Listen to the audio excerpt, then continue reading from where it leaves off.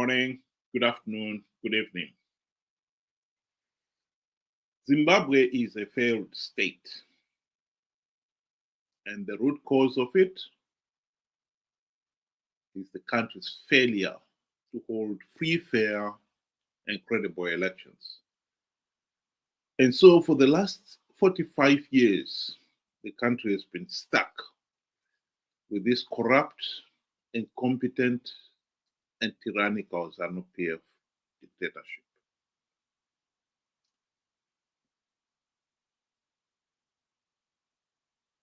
"45 years is a long time. One has got to ask, are we saying that in those 45 years, we never had the opportunity to end the dictatorship?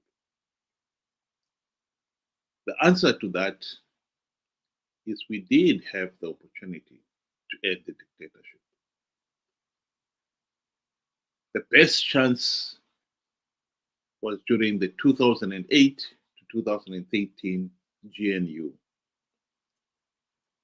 The primary purpose of that GNU was to implement the democratic reforms necessary to stop Zanu PF rigging elections, repeating what it had done that year in 2008, blatantly cheating in the March vote and using wanton violence to force people to vote for Zanu PF in the runoff. That was the primary purpose. So what happened? Well, Morgan Tsvangirai and his MDC friends sold out. Mugabe bribed them with the trappings of high office, the E-Class Mercedes-Benz for all the deputy ministers, deputy prime ministers, the two deputy prime ministers, and Prime Minister Morgan Tsvangirai himself. The generous salaries for the MDC officials, and for Morgan Tsvangirai himself, the US $4 million mansion. And the MDC leaders forgot about the reforms, completely forgot about the reforms. Failed to implement even one token reform. And so at the end of it, 2013, the nation went to elections, which it was self-evident Zanu PF was going to rig again.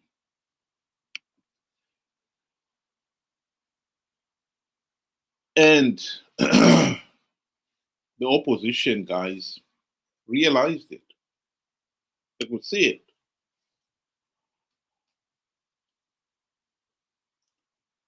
SADC leaders tried to stop the MDC guys participating in these flawed elections. They called a special summit in June 2013, in which they told Morgan Tsvangirai and company that they should not participate in the coming elections without implementing the electoral reforms at least.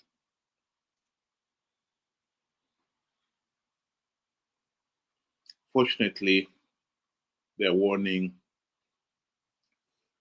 fell on deaf ears, and they themselves felt utterly helpless to force the issue when the Zanu PF Minister of Parliamentary Affairs, of Justice and Parliamentary Affairs, Patrick Chinamasa, revealed that there were no outstanding reforms Parliament was supposed to implement. Turned out that in the 5 years, the MDC leaders had failed to submit even one token form.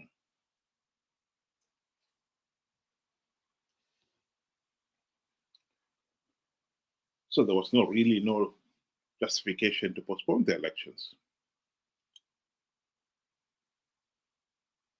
And the elections went ahead, and the statement at the bottom of the screen is a quotation from David Coulthard,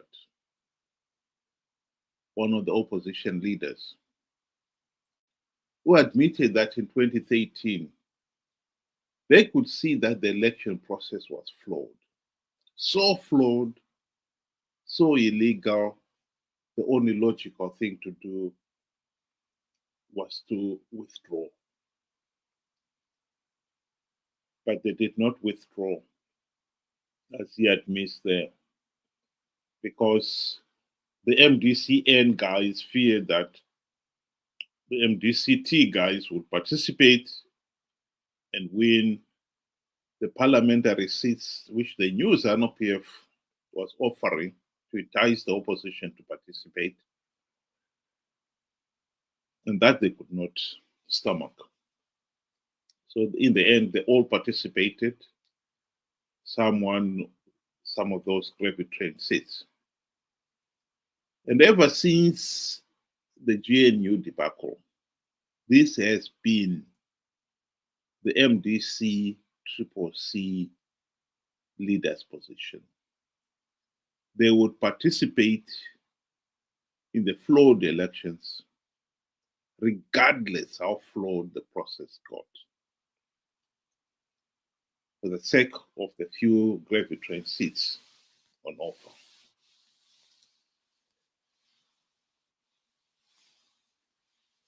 I've got on the screen there one of the opposition leaders.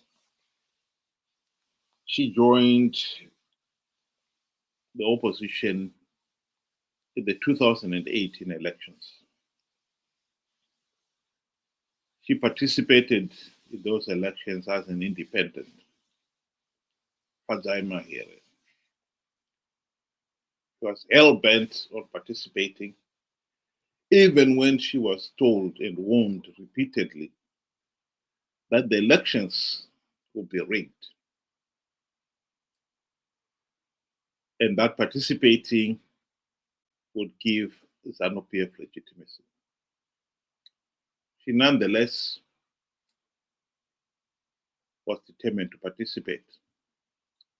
She had her eyes on her share of the gravy train seats, just like the rest of the MTC.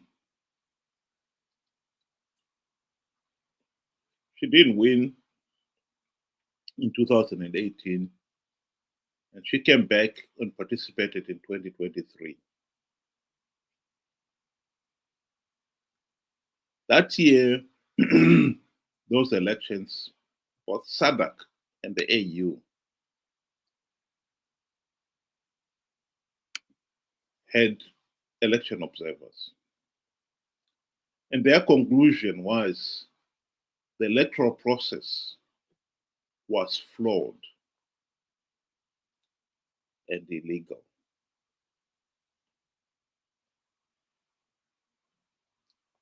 Fadzayi Mahere was one of the Triple C leaders who had won a seat in that election. They disregarded the SADC report and went on to accept the seats that they had won out of greed. Nothing else.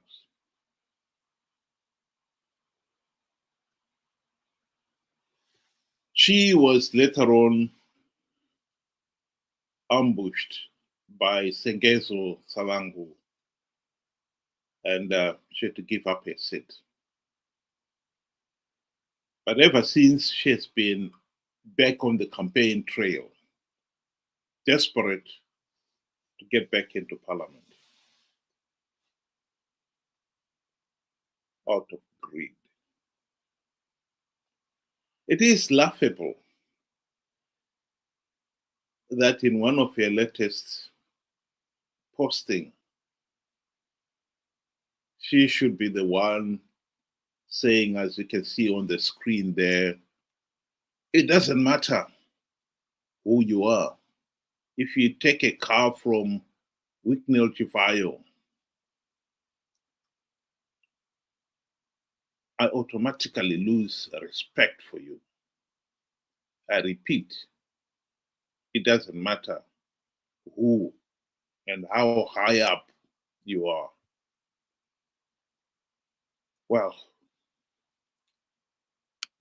that is the classical case of a pot calling the kettle black. Chivhayo, the gentleman she's talking about, is a well-known Zimbabwean who has made a fortune from being part of the Zanu PF looting brigade. Whitnell has used some of the looted wealth to bribe key people in the interest of promoting the Zanu PF. One of the ongoing cases is where he was awarded a contract to supply voting materials for the 2023 elections. And it is believed that some of the beneficiaries of that looted wealth were none other than ZEC officials, the Zimbabwe Election Commission officials, to the benefit of Zanu PF, of course. The corrupt way the whole electoral process was conducted was to benefit Zanu PF. But Whitney has also been known to give away very expensive cars in some cases as presents to a select people in the community. Most of them, again, is for the purposes of bribing them in the interest of Zanu PF. What is making Fadzayi Mahere a hypocrite here is that she is denouncing those who are receiving bribes from Chivhayo, when she and her colleagues in the opposition have no qualms about receiving bribes from Mnangagwa. She participated in the 2018 elections and then 2023 elections out of greed. Pure and simple.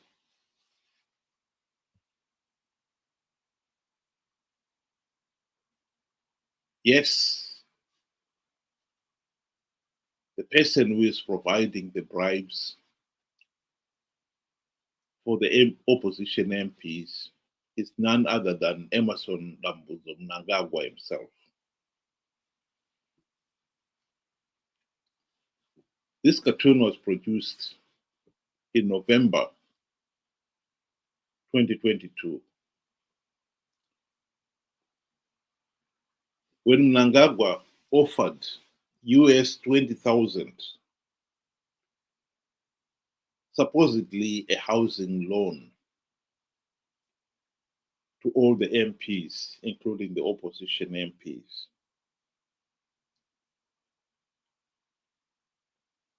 which they accepted. It was the beginning of a bribing scandal. Mnangagwa was going to go into the 2023 elections, and he was going to spend a fortune in bribes. And he didn't want the MPs to be making noises in parliament. So he bribed them up front. 40,000 US dollars for all the MPs and senators. And they accepted it.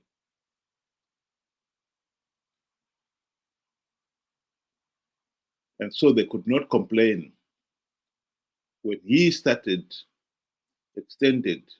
the housing loan bribes to deputy ministers, 230,000. Ministers, $500,000 US dollars. Key officials in government,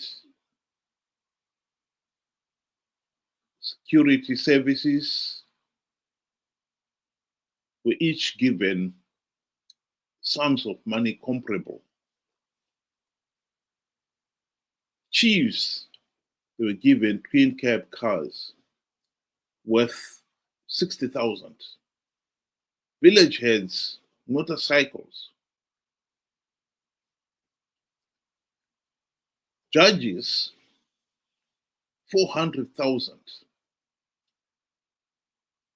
All in all, Mnangagwa is believed to have spent at least $5 billion US dollars in bribing people to secure victory in the 2023 elections. The MPs, including the opposition MPs, could not complain because they had received their cut. Indeed, Fadzayi Mahere and her friends participated in those 2023 elections, even when they had been told that the elections would be rigged. Tim Pachedu had shown that Zimbabwe's voters' roll was in a shambolic condition, but that didn't deter Mahere and company from participating. They were after their share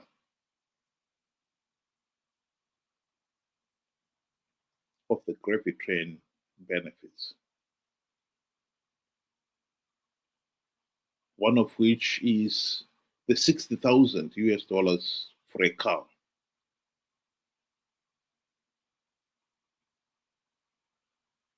So it is rich for somebody to be saying those who are receiving bribes from Chivhayo, she doesn't respect them, when she is at the front of receiving bribes from Emmerson Mnangagwa himself to do worse things, to participate in flawed elections, to give Zanu PF legitimacy and perpetuate the dictatorship. Millions of ordinary Zimbabweans are paying dearly for that. As much as SADC have said the election process in Zimbabwe was flawed, the truth of the matter is, as long as the opposition, and as we can see here, the likes of Fadzayi Mahere has been on the campaign trail already. She has hit the ground running. The day she was forced to resign from her seat, she was back on the campaign trail. We need new leaders. That is now a latest campaign slogan. And she has been doing everything she can to make sure that she stays on the spotlight, in the social media spotlight, so that when campaign starts, she will not, the people will already know her. The truth of the matter is, as long as it is in the interest, and clearly it is in the interest for Zanu PF to rig the elections, they want to retain power. And now we can see that it is in the interest of the opposition, leaders like Fadzayi Mahere, to participate in those flawed elections for the sake of the few gravy train seats being offered as bribe.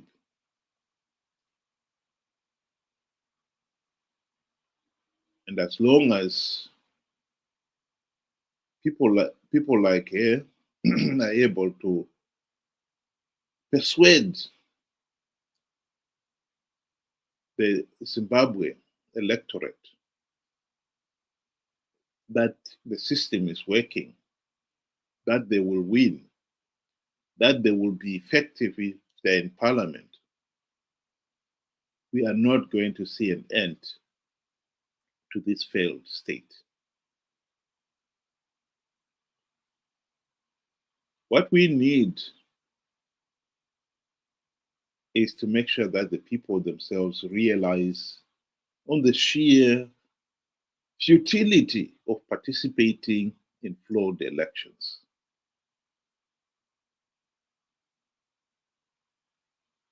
After 45 years of rigged elections, it really is unbelievable that anyone will still believe they can win rigged elections.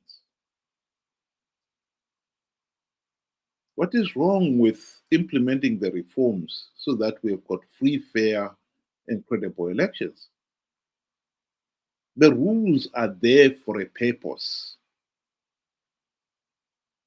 One of the rules is that we should have a verified voters roll, that everyone can see who is on the voters roll and who is going to vote. What's wrong with that? Why are we going into an election without even a verified voters roll? The likes of Fadzayi Mahere are going in those elections because they don't care. As long as they win the few gravy train seats that they know Zanu PF is offering to the opposition. They don't care that the rest, millions of other people in the country, have been denied a meaningful vote.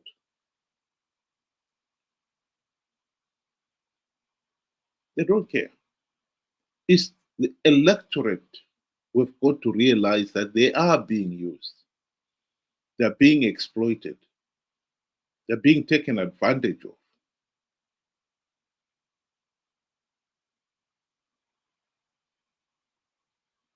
But we have got a political system that has produced personality cult mentality.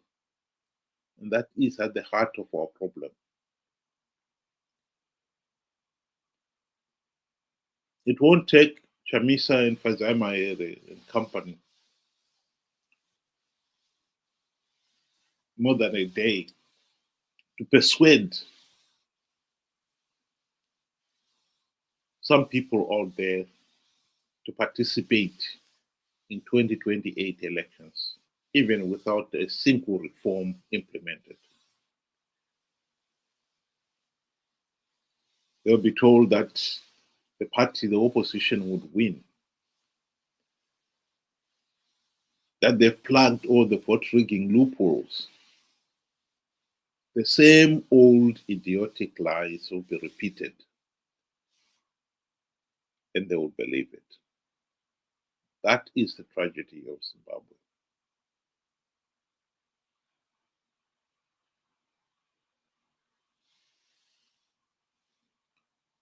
And at the end of the day, it is the millions of ordinary Zimbabweans stuck with this failed dictatorship will pay the price. Think about it. Have a good day.